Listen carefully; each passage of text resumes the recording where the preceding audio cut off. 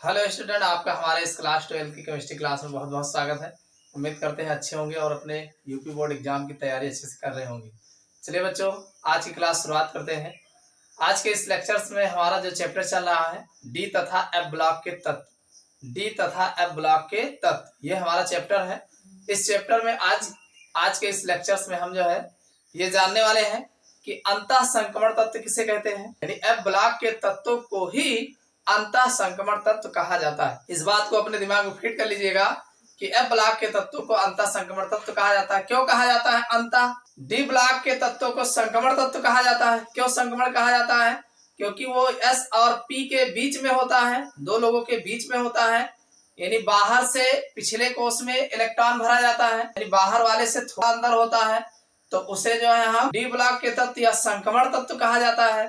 अब की बार दिक्कत यह है कि बाहर से पिछले में भरा जाएगा, यानी दो लोगों के पहले भरा जाएगा, तो एफ ऑर्बिटल में इलेक्ट्रॉन भरे जाएंगे, तो इसीलिए इसे अंतः संक्रमण तत्व कहा जाता है। समझ में आ गए? यानी एफ ब्लॉक के तत्वों को अंतः संक्रमण तत्व कहा जाता है। अंग्रेजी में इनर ट्रांजिशन एलिमेंट्स कहा जाता है। किसे कहा जाता है?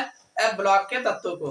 तो इसमें सबसे पहला क्वेश्चन जो आपके बोर्ड एग्जाम में बनता है कि अंतः संक्रमण तत्व किसे कहते हैं, पहले आपको यह बताना है, और उसके बाद इनका सामान्य इलेक्ट्रॉनिक विन्यास किस प्रकार होता है ये आपको डिटेल में बताना है।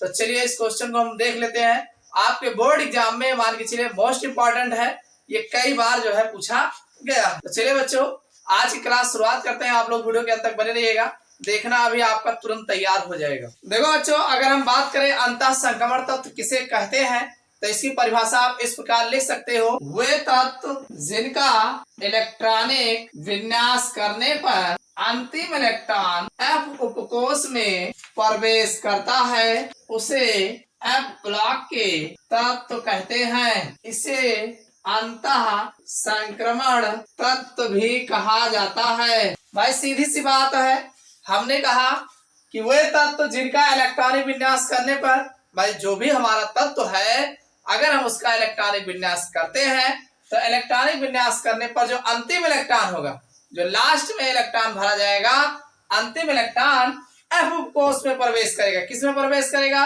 एफ उपकोष में प्रवेश करता है तो उसे एफ ब्लॉक के तत्व कहते हैं।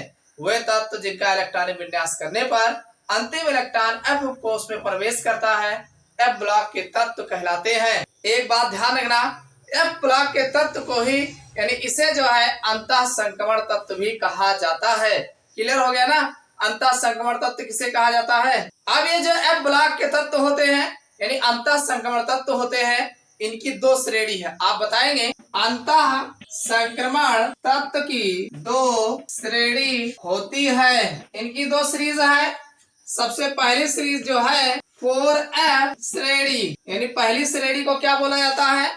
4F श्रेणी या 4F सीरीज कहा जाता है, और इस 4F सीरीज को लेंथेनाइड बोला जाता है। यानी 4F श्रेणी को लेंथेनाइड कहा जाता है। और अगली श्रेणी जो है 5F श्रेणी है, और इस 5F श्रेणी को एक्टिनाइड कहा जाता है।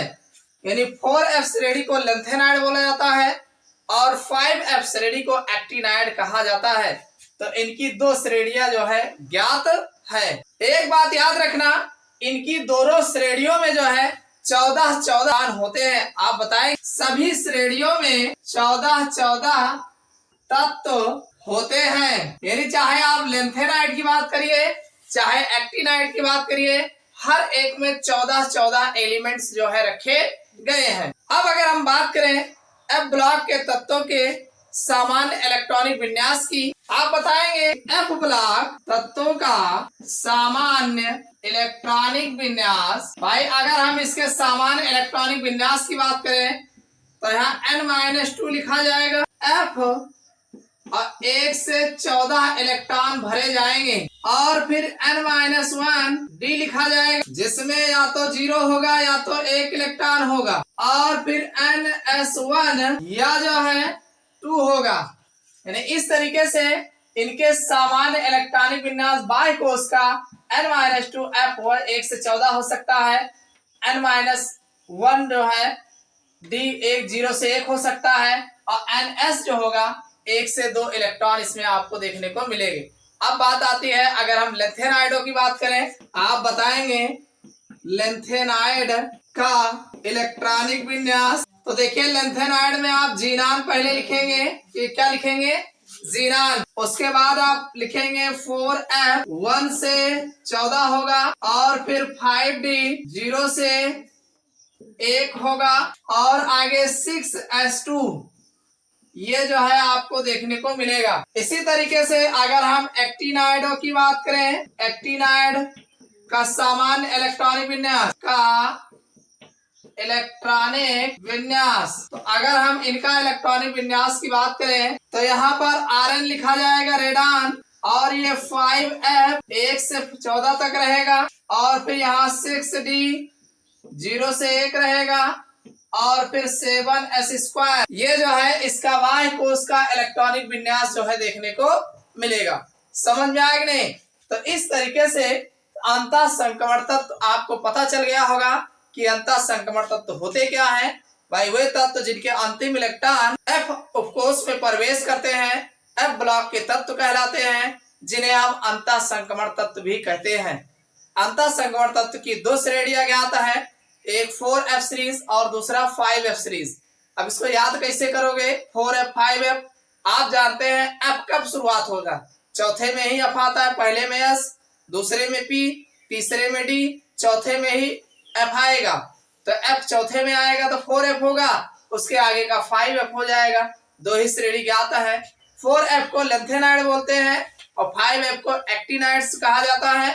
तो इस तरीके से इनकी 2 श्रेणियां ज्ञात हैं। सभी श्रेणियों में 14 तत्व होते हैं। F ब्लॉक के तत्वों का सामान्य इलेक्ट्रॉनिक विन्यास अगर देखा जाए तो n-2f 1 से 14 होगा, n-1d 0 से 1 हो सकता है, और ns में 1 या 2 हो सकते हैं।